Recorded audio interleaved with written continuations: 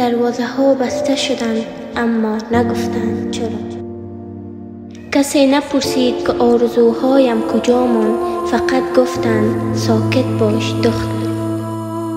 من یک روز می خندیدم، می دویدم دنبال رویاهایم، اما امروز فقط نگاه می کنم. خانه برایم قفس شد، نه پر دارم نه اجازه پرواز.